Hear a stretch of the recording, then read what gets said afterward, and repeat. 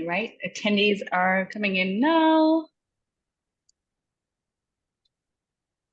We're just going to take a minute for more people to allow more people to join, and then we can get started. Everybody make yourselves comfortable.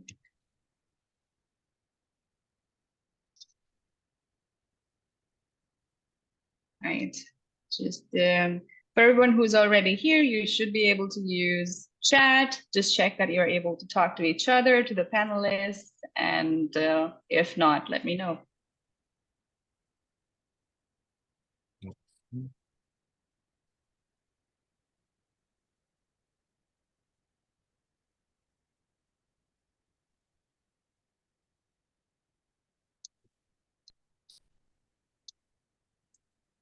Welcome, everyone. We're just waiting a moment or two to allow more people to join before we get started. Thank you for waiting.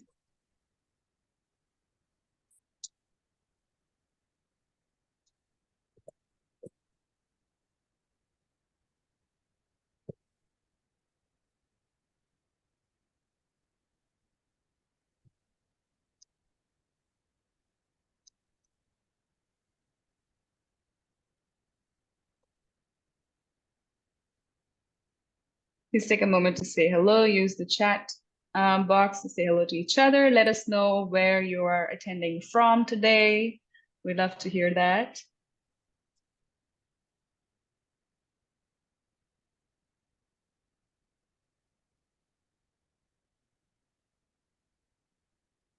All right, welcome Antonello from London. We have Michael from Orlando. Oh, same as you, Jennifer. Heather from Park City, Utah. From Cassiola, yeah. Yeah, hey, Michael. I hope he's taking a call from a roller coaster right now. I bet he is. How did you know? It's a nice day here today. Better than what's yesterday. a nice day in Orlando? I mean, it's sunny today. We don't have the hurricane anymore, so. Oh yeah, thankfully. That's true. You had a hurricane warning. Yeah.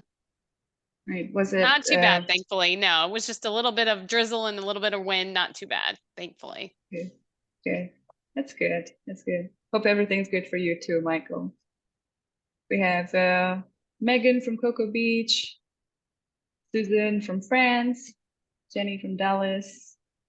Right, a real mixed crowd. I think it's time we got started, and we'll allow more people to join as they do, but let's go ahead and start things off. Hi, everyone. My name is Yuvika Wahi. I'm from Rental Scale Up. I'm the head of content and community, and I also help organize these monthly free conferences. Today, we're talking upselling. You already know, you registered, you know what we are here to discuss. So we're going to dive right in. I just want to share a couple of details with you before we get started to make sure that you have the best possible experience and we can keep it as interactive as possible. So like I already mentioned, please use the chat feature to speak with each other or to the panelists or to me, feel free. But if you have specific questions that you would like the hosts to answer, to the panelists to answer, make sure you use the Q&A button in your Zoom toolbar and ask your questions there. The questions may be answered live or directly via text.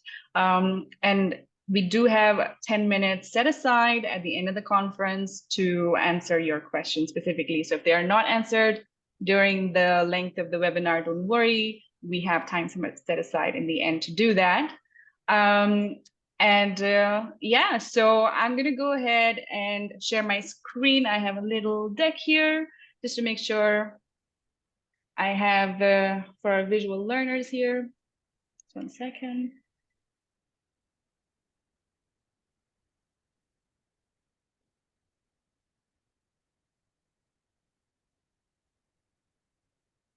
A moment.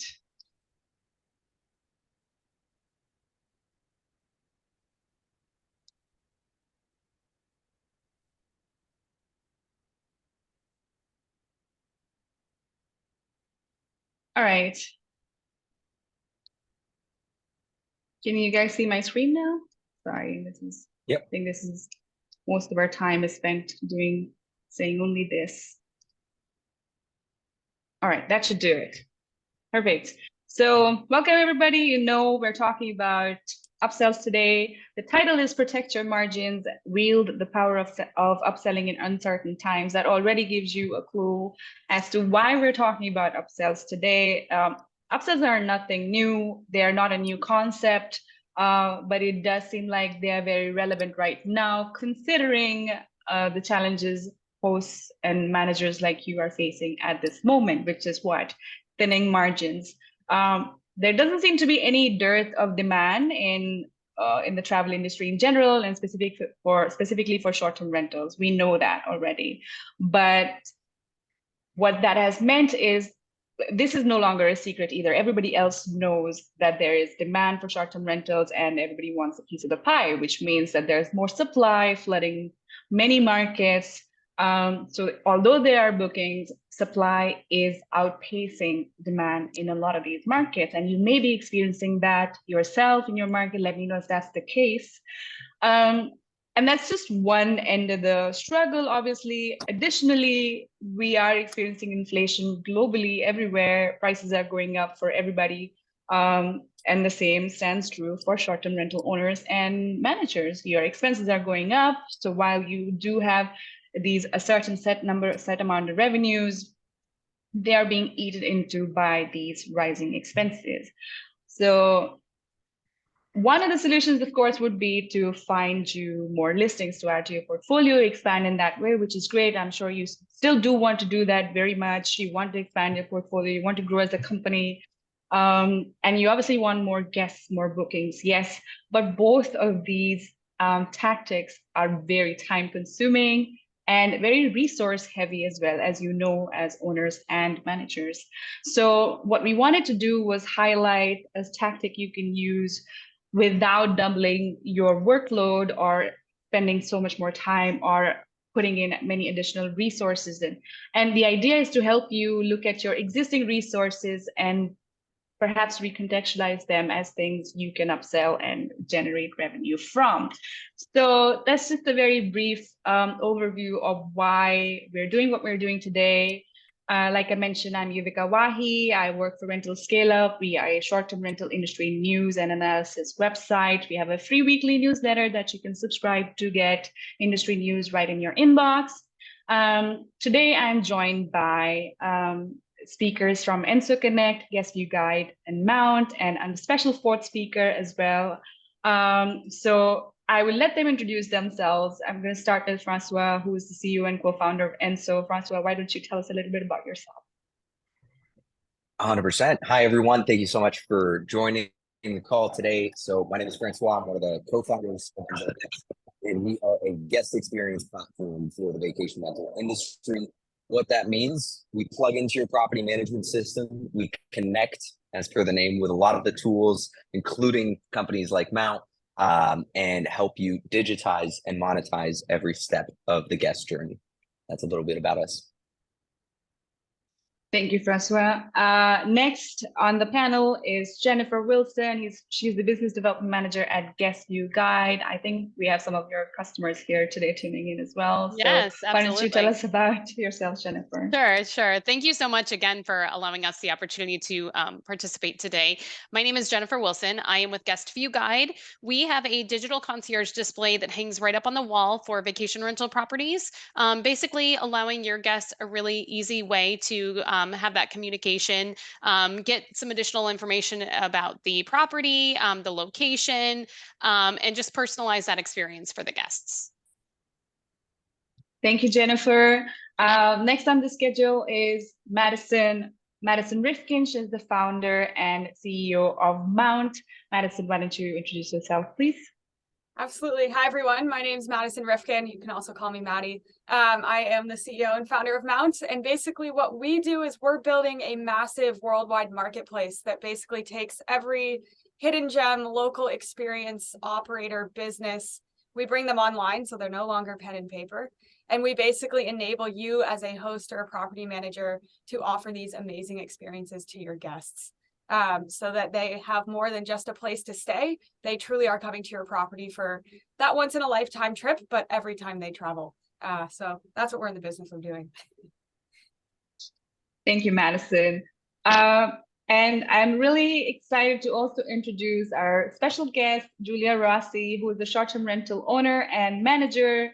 The reason I say special is because every time we have industry experts chime in and share their insight, every time we organize these conferences, so this is the first time we have one of you joining us and sharing their firsthand on-ground experience. And I think it's very vital we have this perspective, and we intend to do this every time we organize a conference here on out. So thank you, Julia, for joining us. And why don't you please introduce yourself first? Hi, everybody. As Yuvika mentioned, I am a short-term rental owner and am very, very hands-on from a marketing and operations standpoint. I have been 20 years sales and marketing, mostly in the tech space, and perhaps some of you guys can relate to this. While doing that, also did the side hustle and built a business, actually invented a product, brought that to market, and sold that through a number of major retailers that landed me on season 6 of Shark Tank. And all the while, definitely am a creative and had needed some downtime. So in my downtime would do a lot of design, interiors, creative work. That was like, that's how I would recharge and refresh. And so when I had an exit from, that business, I ended up looking at diversifying our retirement a little bit more, got back into rentals. We had some long-term rentals in the past that we had sold off, but got into the short-term rental business, and then combined all of my passions, sales, marketing, and then this product experience to create a shoppable short-term rental experience in Waco, Texas. So the property is Mackenzie Corner, and we also have some other design portfolio properties, but Mackenzie Corner is what I'm going to be talking about today. And yeah, how we use some of the products and services that we're representing here. So it's great to meet y'all. Thank you, Julia. Thanks, everybody, for introducing yourselves. I also want to let everybody know who's attending today that our partners have generously extended their special offers for you. For example, Enso Connect, if you subscribe to Enso Connect until October 31st, you can get free Enso AI as a part of the package. Also, if you subscribe to GuestView Guide, you can get free shipping on your GuestView Guide digital guidebook LED touchscreen. You don't have to pay shipping fees. And Mount has also extended a free experience consultation. Basically, one of their professionals can dive deep into your portfolio and help you figure out the experiences you can offer as upsells. So all these 3 offers are for the attendees today. I will be sharing the details of how you can redeem these offers in my email tomorrow, because this event is being recorded. So when I send you the recording, I will also send you the redemption steps. So you might have noticed a pattern here. Everybody joining us today on the panel has intensive expertise in the matter of upsells, and that's obviously by design. Either it's from the perspective of designing these upsells or thinking of which upsells to offer for their own short-term rental, for example. So without further ado, let's dive in. Ask the first question, and obviously anybody feel free to take the first question, of course. What I want to get started with is something actionable, and maybe we can talk about what are some examples of existing services hosts and managers can monetize and upsell. Because like I said, the idea today is to not have to not make hosts and managers come up with new resources, invest new resources, but instead monetize what they already have. We think that. So who would like to go first? I'm happy to jump in real quick. Sure. I guess to start, I want to get people excited about what upsells mean and look at sort of the data behind what you can capitalize on. And I have some notes here, so if I'm staring at this, it's because I'm still paying attention. I'm just looking at the numbers. So if you take into account that the rental is 25% of a traveler's budget, and that the total amount that the guests pay, the gross booking volume is $2,000 there for the rental, their overall budget, and this is of course, back of the napkin kind of math, is about $6,700. You take out the OTA commission, $300. You take out the revenue that you share with the property owner. You take out $1,700, and you end up with, let's say, gross margins of 25%, roughly $500, assuming a 30% rev share with the owner. Basically, if you can capitalize on 5% of that guest's overall budget, you're making an extra $285 per reservation. So that's just to put things in perspective of where that extra cash can come from and how you can increase your revenue per guest, if that makes sense. I love it. I can chime in too as well, because I think Francois is definitely onto something. But when it comes to just looking at what to upsell and what to do, I always advise that you should really be looking at your guest avatar. Like, who have you designed this property for and why are they coming? And I always ask the question, like, is your guest asking you, like, what should I be doing? Where should I be going? They're going to tell you what they want to buy. And I mean, the not so secret of the industry is travelers are totally buying all of this stuff. 83% of travelers will go out and purchase stuff when they're traveling pretty much every day. And I want to say, don't quote me on this because it's not as accurate as it used to be, but it's $80 to $100, I think, on average, a traveler is spending every single day just on things they're buying to enhance their trip. So if you're not tapping into that, you definitely should be, because it's a lot of money being left on the table.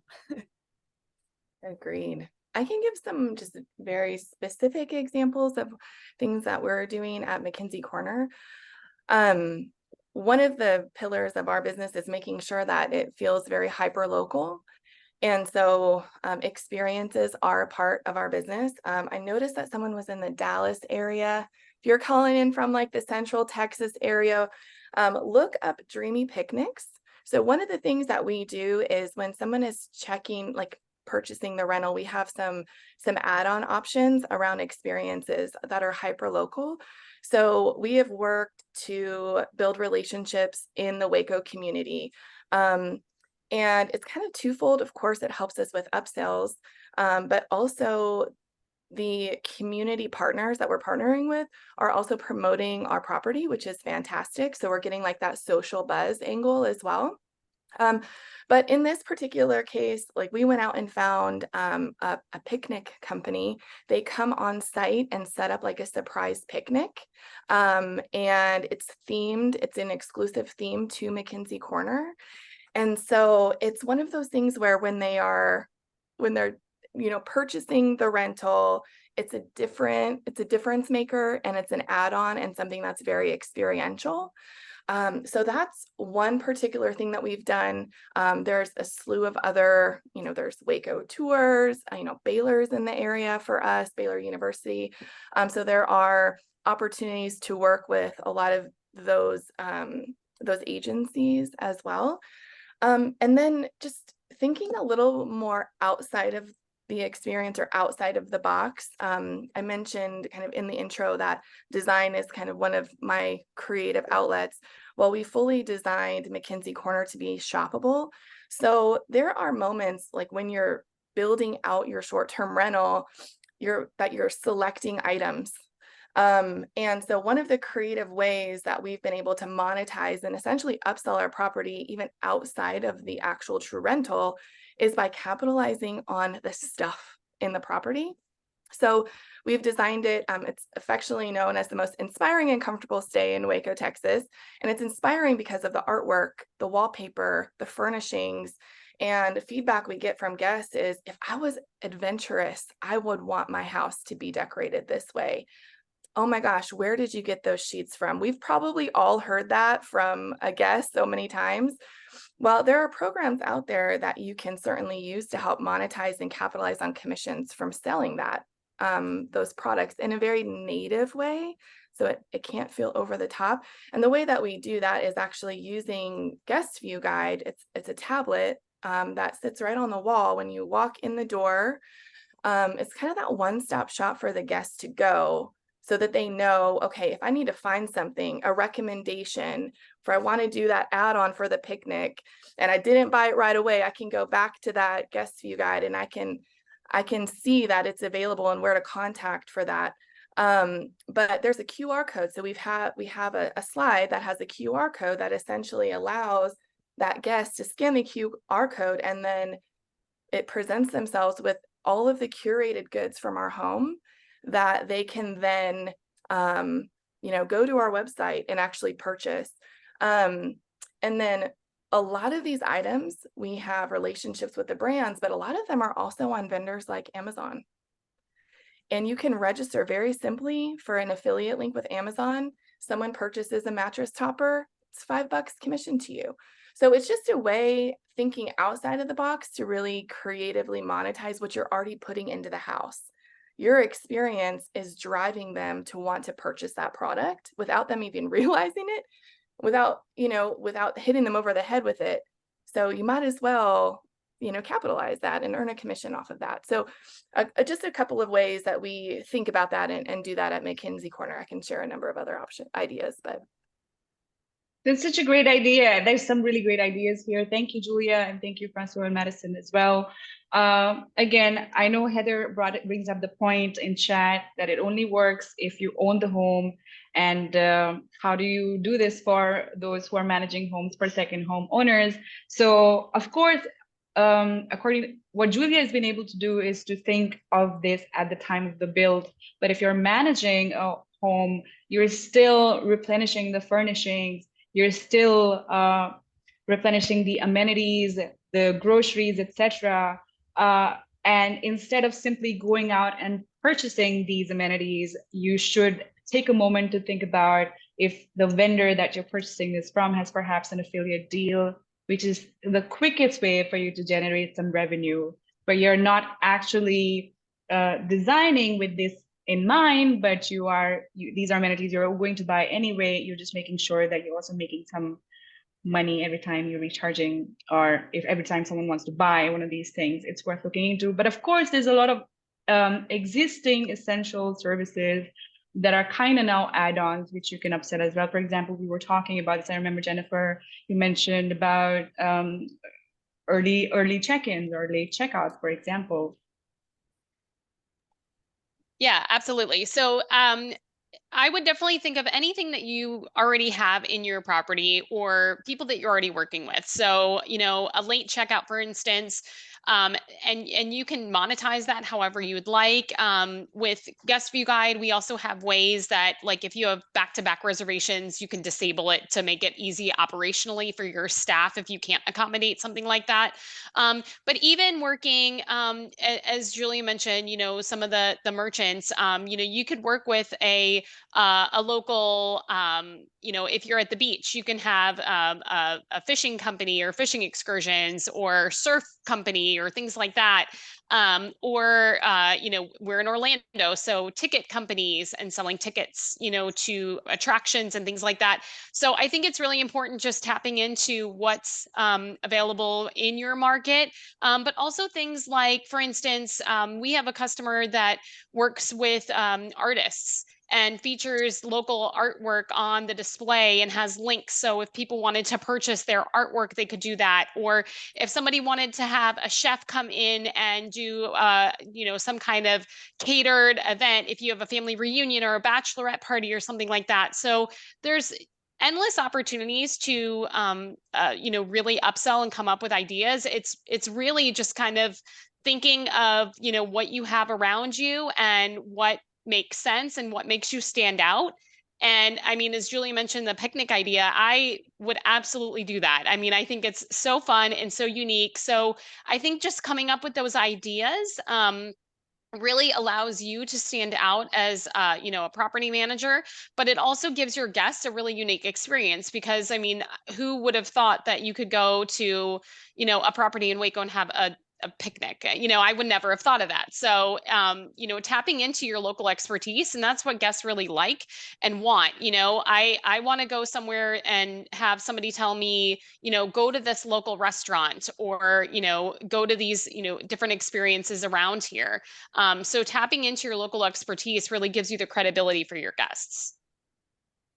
Yeah, I think one thing along those lines too, Jennifer, you brought up a good point, is, guests do think that you're a local, even if you're not. It's just, that's how Airbnb has positioned themselves, and that's kind of how this host is viewed. And so I think it's worth noting that setting up local partnerships, getting contracts together, making sure you get your affiliate revenue, like, that is not an easy task. That might be a business in and of itself, but it is what your guests are buying. So I would advise to work smarter and not harder.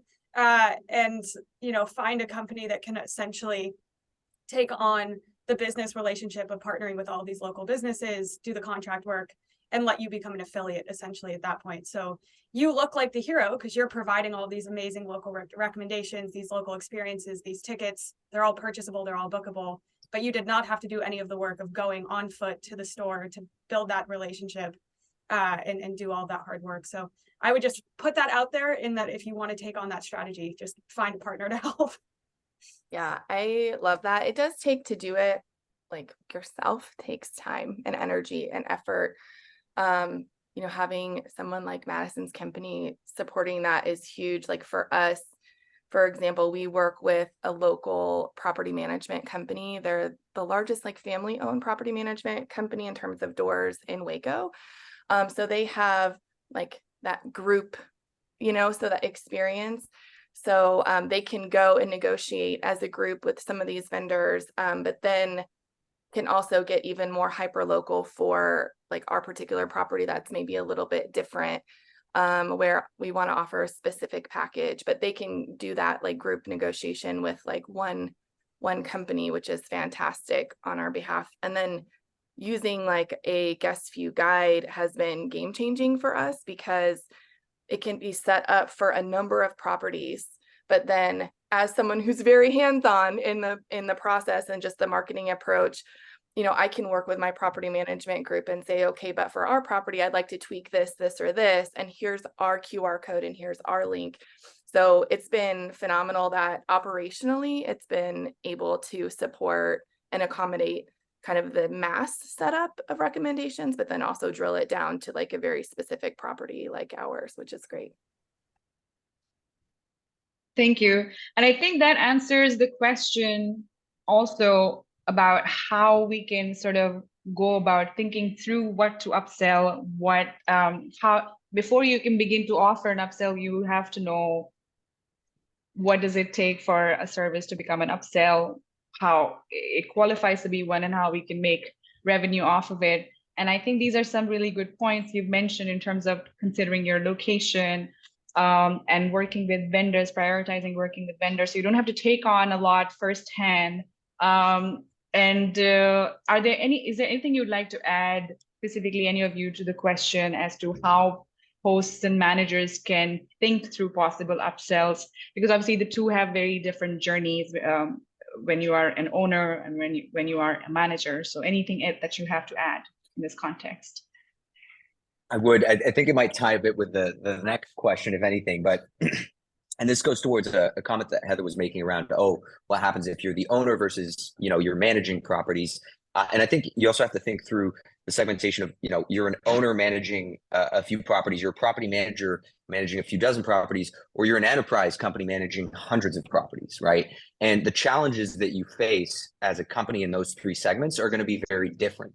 If you're managing dozens, if not hundreds of properties, you're facing operational issues every day that you have to fix. And the idea of doing upsells is like, I don't have time right now. I don't have time.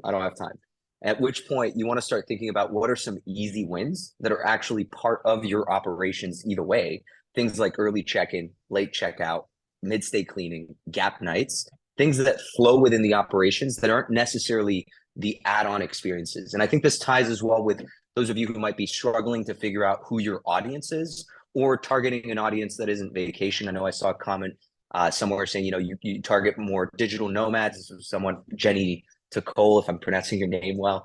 You know, these are some easy wins that you can do that aren't really relevant to whether it's vacation or, you know, if it's military folks, if it's digital nomads. It's something that kind of makes it available for all travelers, where you don't have to go into that segmentation. Positioning those types of upsells in your operations is also extremely important, so that, you know, you don't conflict with offering a mid-stay cleaning when your cleaning team isn't available, or offering an early check-in when the property isn't really available because there's a previous guest there, and now you have conflicting semi-double bookings, if you will. So just feeding those operational focused upsells to start are an easy win. And what we've seen on our end is 1 in 3 guests will purchase one of those 4 items. And that's just You know, if you pick obviously the right tools, we have a solution, but we're not here to sell you. You can do it manually as well, just to kind of test it out and see. This is where you'll see the power of upsells, and then you're going to get excited on all the other types of upsells that you can offer that are really catered to your guests. Thank you for that, Rossi. I do think this kind of leads into another question, and one that's come up because we're also on the side, we're running polls, we're asking attendees questions about the upsells they're already running, their challenges, etc. So the question that I asked was, what's your biggest challenge in implementing upselling strategies? And the winner, so to say, was convincing guests to opt for upsells. And this is something that has come up in the chat here in questions as well. Because fine, there are things that there are existing services that you can position as upsells and make that revenue, or create new services and try to generate revenue through those. But how do you avoid being pushy and intrusive, and so that the guest doesn't feel like they are paying for services that ought to be free, for example? I can start with this one if you guys don't mind, because I found it very interesting. We're big on TikTok just as a company, and we had a post go viral or a video go viral, and it got such diverse opinions. We had travelers, we had hosts commenting, and it was all because I said the phrase, let's capitalize on our guest, meaning you should be upselling, and travelers took that the very wrong way. But it was a fantastic way to get massive market research. I mean, we had over 500,000 people commenting and viewing on this video. And I think for the travelers, what it really comes down to is the way you position this. And if you're truly trying to do an upsell, let's say actually a great example is you put some bikes on your property, and you put the pictures in your listing, and that's it. And you don't tell your guests you're going to charge for it. And then they get to your property and realize, oh, this is an extra $10 if I want to use these bikes. In their mind, when they saw your listing, they thought that was included, and that's why they were booking your property. So what we learned is it all comes down to setting the mindset of your guest. Like if you are going to upsell something, golf cart is a great example. We have people doing this. They put it in their listing, but they put that, hey, this is an additional $90 a day, or however much you're going to charge for it. That way in the listing, your guest knows even before they book that this is going to be an additional upsell. That's a good way to not nickel and dime. And then I do think you just have to be really sensitive, because the guest these days is just in the mindset of feeling nickel and dimes. They don't like the service fees. They don't like the cleaning fees. They're just kind of in that mindset. And so just making sure that you're positioning yourself as a local. That is the power you have, in that guests, travelers, nomadic travelers, whoever they are, they want local recommendations, to the point where travelers will go to a bar, sit there and talk to the locals to get the recommendations. So if you can really position yourself that way, they're going to take your recommendations very seriously and want to book, and actually feel not nickel and dimes, but like they're getting so much more value from you and your property than just if you had just kind of been like, hey, here's my Viator link. That's all I got for you. Like that is not what they want. 100%. Yeah. I can add to that. Oh, sorry. Go ahead, Julian. Okay. It's also part of the process, right? Like, what is your experience, or what is your process, your guest journey, if you will? And I see a lot of questions or comments around, you know, how do I overcome the guest sentiment of like, you're nickel and diming me. And in this case, when it comes to upsells, you don't want to be penny wise and dollar foolish, because at the end of the day, the core revenue is from the rental itself. So when you think about your positioning, and I'm not going to talk too much about the messaging piece, I'm more going to talk about what are the steps of your guest journey.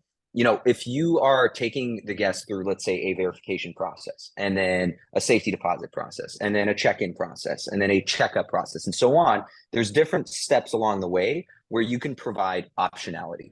And optionality is really what guests want. It's not that when they ask for, you know, luggage storage, or when they ask for an early check-in, and you then comment back, hey, here is the cost of this, they feel like, wait, you're cheap, you're being cheap. Like, why don't you just offer this for free? Like, I paid all this money to stay, etc.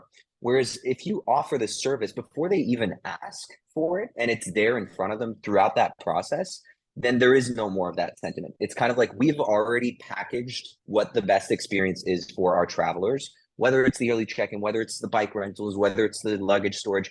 It's all available in one single place, whether it's, you know, our solution with the boarding pass, whether it's GuestView guides with their tablets, whether it's Mount, and there's dozens of solutions out there. You can also do this yourself through your website, or as Maddie mentioned, through your the content of your listing, but you're being proactive about it. You're not waiting for the guest to ask you for a service and then telling them, hey, it's going to cost you this. You actually have all of these services available, and they can kind of pick and choose what makes sense.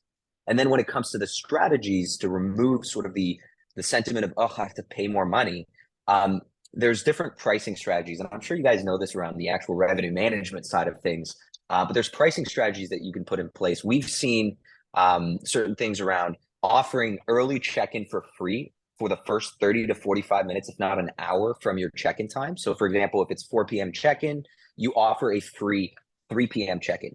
Now, in reality, you're totally fine getting guests to check in at 3 because your properties are clean at like 12 or 1. But you're going to upsell a bit more if it's an early check-in at 1 or 2. And what this gives is this idea of optionality again to the guests. They get to choose between a free early check-in for a specific amount of time or a paid one. And they start to recognize as well why there's a cost associated to it.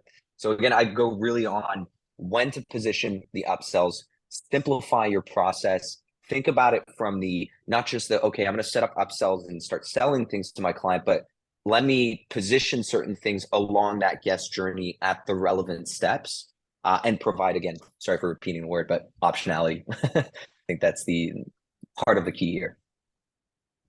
Thank you, Francois. I think that's a very useful insight, because if you are being, I think, preemptively answering their questions and anticipating their needs is generally good guest experience practice anyway, but it also allows them, you're kind of setting boundaries right away without it seeming like you're trying to rip them off. It's just you're laying down, this is how your process is, and you've thought of everything that they might need along their stay, and you've made sure to make it available for them at no extra effort on their part. Thank you for that. I think, Julia, you had something to add to this? I think we should leave it at Francois. That was good. No, please. Perfect. Okay, no problem. Well, I do have another question for all of you, because this kind of linked to what we were just talking about. How do we upsell without being pushy and feeling like we're nickel and diming our guests? What are some other, I feel like this is one of the potential challenges you might face in offering upsells, of course, but what are some other challenges or pitfalls that managers and hosts should watch out for when they are beginning to implement upselling in whatever way, whether it's upselling their existing services or introducing new experiences and more? I think for us, it has to just feel really genuine. So much like Madison was talking about TikTok, we really leverage like the social channels, and talk very genuinely about the services. And in fact, if I'm going to recommend taking a family to the Cameron Park Zoo in Waco, I'm going to take my kids there, and I'm going to make sure that it's a phenomenal experience.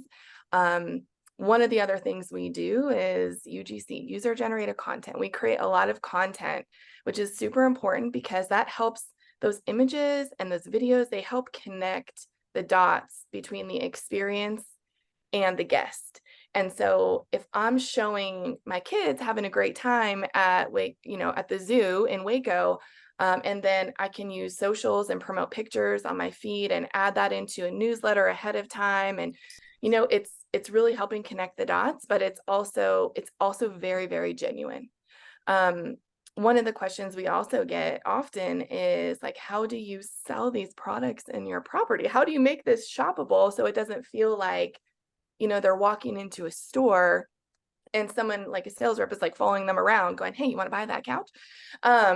Ultimately, it has to be through really genuine design. There's a term in the marketing world called native advertising, and it's really means like the advertising is a part of the environment.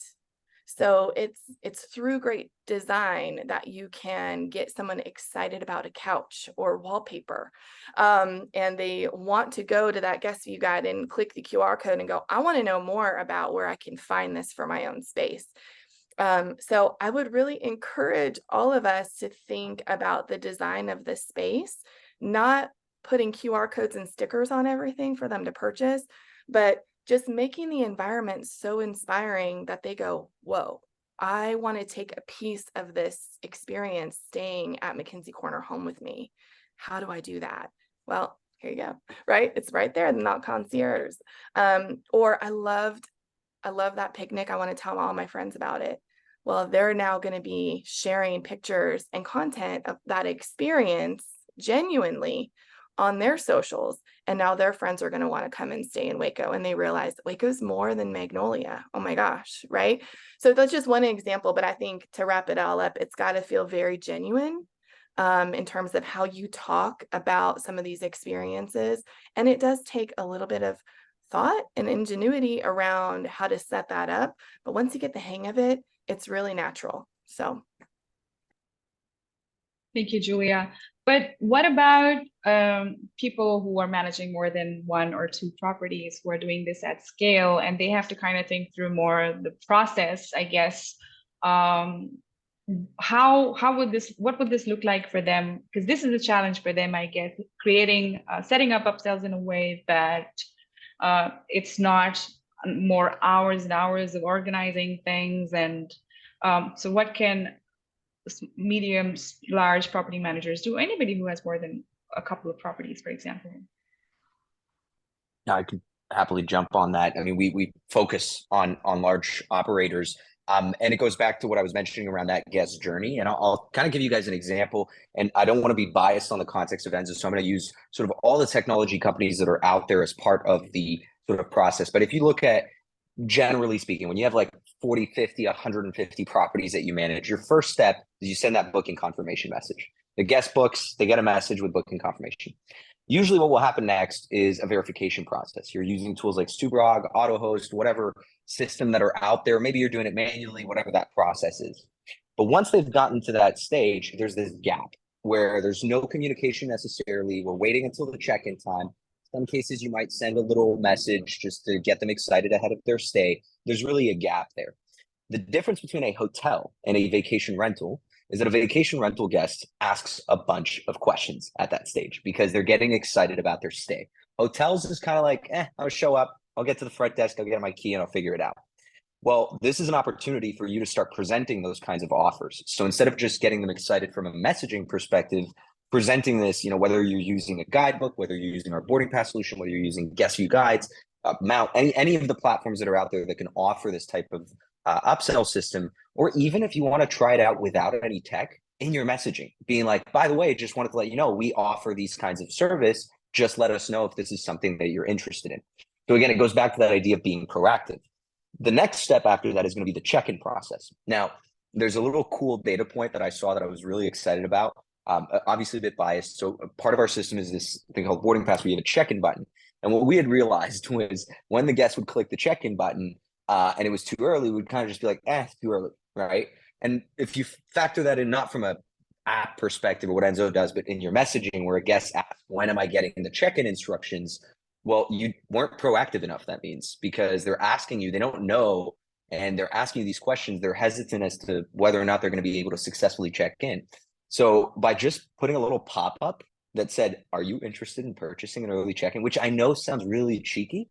Well, people just kind of feel like, it's part of the process. Sure, I'll do it. No problem. So whether it's in your messaging, whether it's in your guidebooks, whether it's in your boarding pass, whether it's in whatever system you're using, again, it goes back to that idea, of just knowing what the guest wants before the guest even knows what they want. This is what hotel concierge and like the luxury space do so phenomenally well. And that's what defines luxury, quite frankly. And so how to be proactive on that is all about knowing who your guests are, collecting the right information so that you can segment the guests. So if it's a family trip, and of course, doing that at scale when you're a large property manager is much more difficult because you can't ask the question and remember, Bob who's staying is staying for these reasons, because you have 1,000 Bobs staying in the next couple of months. So being able to collect that information using some sort of system and then creating filters, just segmenting, understanding what are the guests that are coming to my property, and then creating what I like to call workflows. So if it's a guest that is like this and that fits this avatar, we're going to bring them through this kind of workflow. If it's a guest that goes in this direction, we're going to send them in a different direction. Sorry, I hope this is answers the question. I don't want to take too much of the time here, but I'm sure, Jennifer, you probably have a lot to add on this part. Yeah. So, I mean, I think to add on to that, So understanding who your customers are, understanding who's coming into your property. If you know that, I mean, I'm in the Orlando market. Everybody's coming here. Most everybody is coming here for the parks. They're coming to Disney. They're going to, wherever. And then you have some people that don't want to do that. So, having information at their fingertips to, a lot of times people are always asking me like, I'm coming to Orlando, but I'm not going to the parks. What is there to do? And having that information there for them and personalizing that information and giving them that experience that you can provide to them. They're looking to you as the expert in the area. So, knowing what is out there at your fingertips. But I think Francois also, you mentioned, people don't really know what they want to buy. Like you put that idea in their head. And I know somebody asked a question of like, well, how can we possibly have people purchase late checkouts, for instance, if that's something that we've always offered for free? I think if you put that in someone's head, I mean, there are so many times when I'm going somewhere and I just need, another hour or two, just to have that additional time, before I check out. And at a hotel, you're calling and you're asking, can I get another hour? And then, most of the time they're like, no, you can't. And then, but you will be surprised at what people purchase. I think especially too, when people are on vacation, they tend to be a little bit more focused on the experience and they don't really necessarily mind spending extra money if they can get something completely that different experience. I mean, my family and I went to Europe over the summer, and believe me, we of course you always have a budget in mind when you're going somewhere, and then of course things change and then you end up doing things that you wouldn't necessarily anticipate doing. It's all about the experience. So I think if you present it to your customer, to your guests in a way that's not intrusive, and showing them like, here are some things that you can do, you'd be surprised at how many people will end up clicking and purchasing on those different experiences. And to add to that, just briefly, if you're out of ideas, in the case of like you're not sure yet who your travelers are, you're not yet sure what kind of experiences you can do. I had a call after launching Enso AI, for a little bit of noise in the background, with one of our clients to see like how they were using it and so on. And one of the things that they had done, which I thought was so brilliant, they copy pasted all of their reviews from Airbnb or one of the OTAs, put it in ChatGPT, and basically ask ChatGPT, what kind of upsells should I offer? And this sounds so basic, but what it's looking at is all the positive reviews, the things that people were excited about, or the things that people weren't happy about, and then spits out a bunch of really good ideas. Like people were like, oh my God, I had such a great time at this museum, or I had such a great time at this restaurant. And you see three patterns, three people saying they love the restaurant downstairs. And so then you go broker a deal with the restaurant downstairs and you tell them, look, pay me $500 a month and I have all these guests and I'm going to tell them about your restaurant. And you'd be shocked how some restaurants are like, yeah, that's free marketing. I'm down. And I know GuestView guys does a phenomenal job of, that sort of affiliate marketing with local businesses, Mount as well, of course. So, there's different strategies or plays that you can do to understand where you're currently positioned without actually having to do much work. And then if you're kind of hesitant on like, oh, but I don't really know if my guests are going to agree with this, try it out. A/B testing, like that is the easiest way. Try it out and see for yourself, right? And then if you see the positives of it, you're going to just be an upselling pro after that. Yeah, I think sorry, go ahead. To add on to that, we've used that strategy actually, Francois, and a slightly tweaked in the sense of, the challenge for us is outside of Magnolia, like how do we get people to stay longer, right? Because there's so many experiences in Waco just outside of that. So it's use ChatGPT to determine what are people searching, what are they doing in Waco outside of Magnolia, and then that becomes those experiences. That becomes the place where we started looking at the restaurants, the food scene, like it's a big foodie scene, right? And that's where we started to your point, to broker some of those conversations. And then I'll also mention, like, just thinking a little bit more creatively, it is shocking how open other companies are to working with you, like once you have those initial conversations. And what one of the things we're actually just rolling out with GuestView Guide is there is like when the tablet on the wall is not being used, it cycles through images, right? So I can say like, here's our family, right? Welcome, thank you so much for saying that's one slide. You know, shop McKinsey Corner, that's that QR code. Well, in between those slides, you can put in advertisements for specific companies, right? And so we can say to them, we're bringing you additional value. Not only do we have so many thousands of guests through, you know, the property every year, right? But we can now capture the attention of, you know, everybody that's in that room, not just the person that books, but everybody that's in that space using this tablet, and they're seeing these promotions, right? And it's just a beautiful picture of like an excursion or like the picnic, for example. So I can go back to that picnic company and say, I'm happy to advertise for you. You can charge them, right? Or you can choose not to and just use that as a tactic to help bond the two of you into developing this experience together. But that's real estate, if you will, for like promotional and advertising content.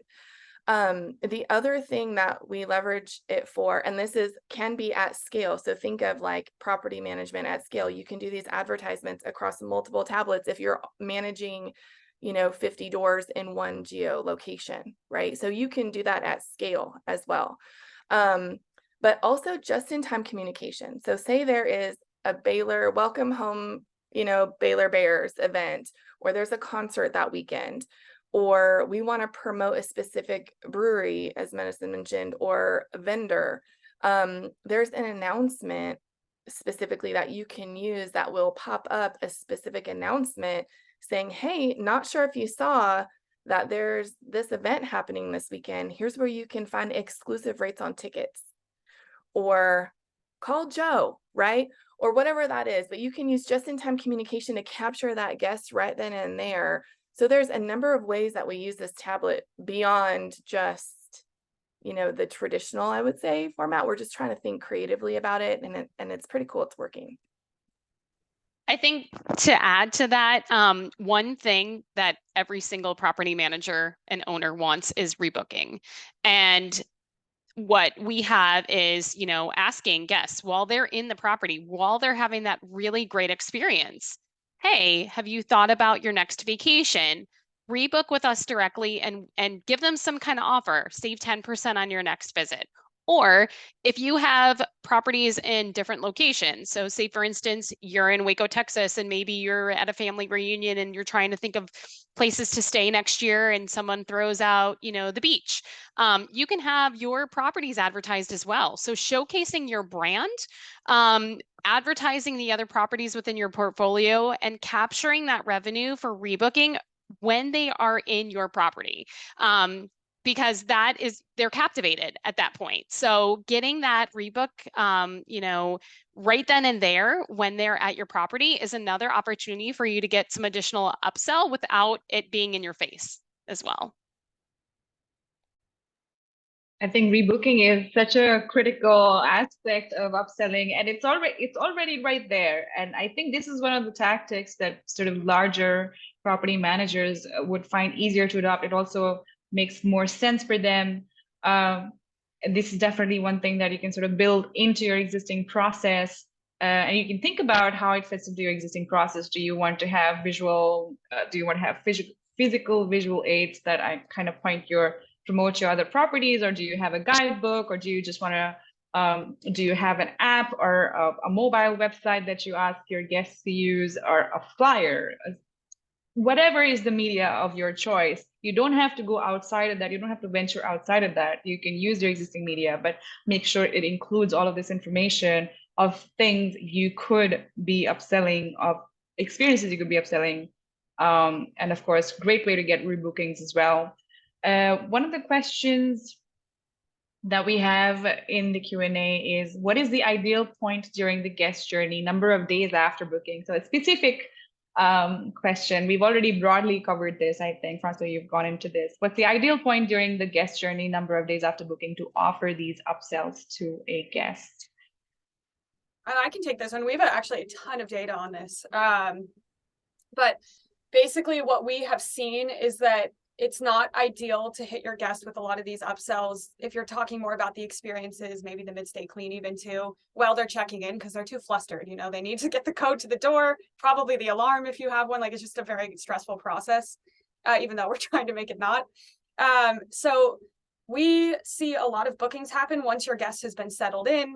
They decide who's staying in what rooms, like that, you know, then they're comfortable in your place. And now they're thinking, all right, let's plan. We have tomorrow, we have the next day. They also know the weather at that point too. So if it's going to be a rainy day tomorrow, they're going to pick an experience that's inside.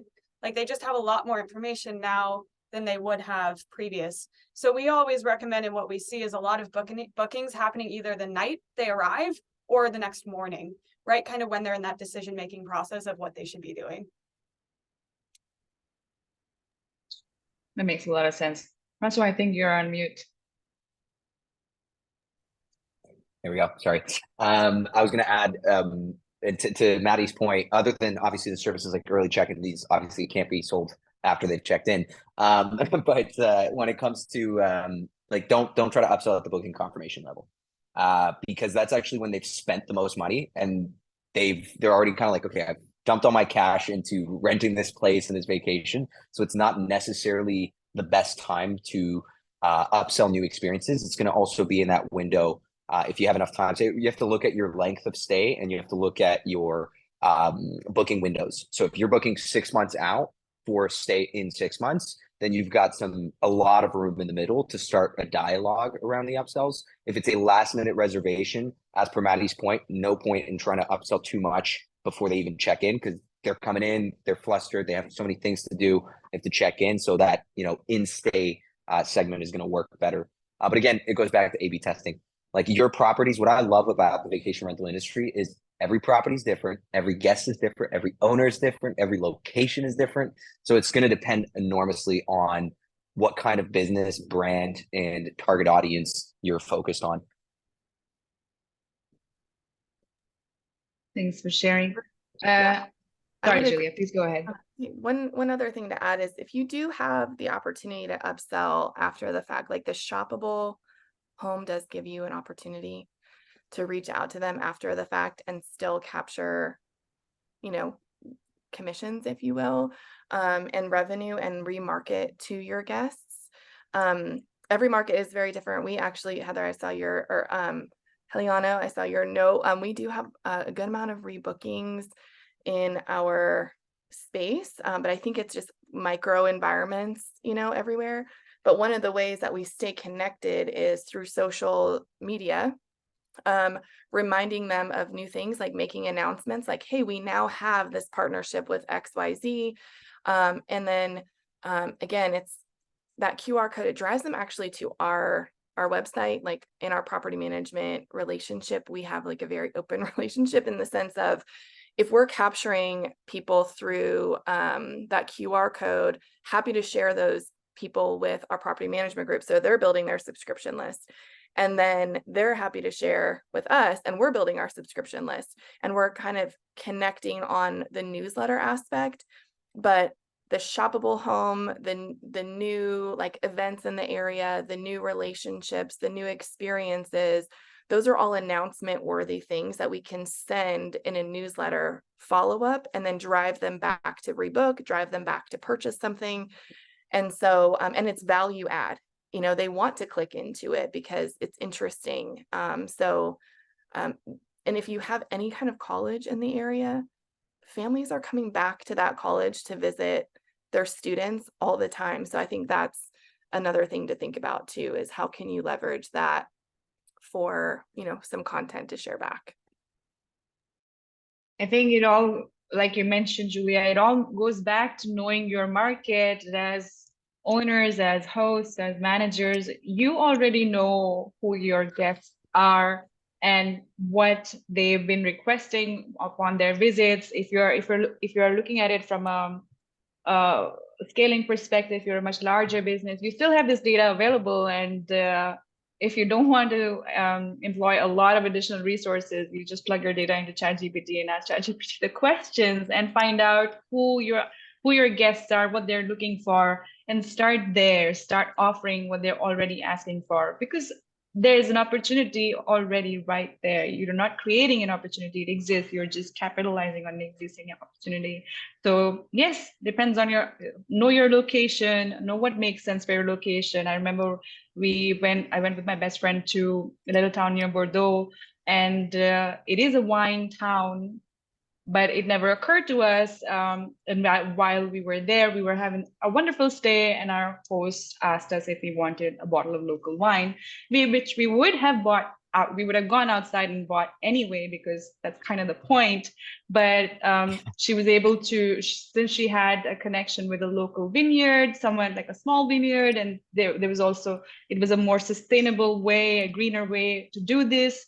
And we were more than happy to buy it directly from her, because we were already having a good experience at the stay. So I think that makes a difference. If your process from the very beginning has been understanding, has been anticipating their needs, then they're also more willing to what you have to offer in terms of additional services and products and upsells. We're almost over, well, we are over time now, and I think we got to all of the questions. There's one additional question from Antonello, but Antonello, you can reach out directly to Jennifer about the tablet. I'm going to share their share their website links again for everybody to take a look at, and you can connect with any of our speakers using their website, and their contact information is on their website, or find them on LinkedIn. Thank you, Francois. Thank you, Jennifer, Madison, Julia. This has been very illuminating for me, and I hope it has been illuminating for our attendees as well. You can expect, everybody who's attended or registered, you can expect an email from us tomorrow with a recording to watch at your own time, at your own pace, and also with details on how to redeem the offers everybody's extended. Thanks everybody for joining in. I hope you have a great rest of your day. Thank you. Bye. Thank you. Bye. Have a good day.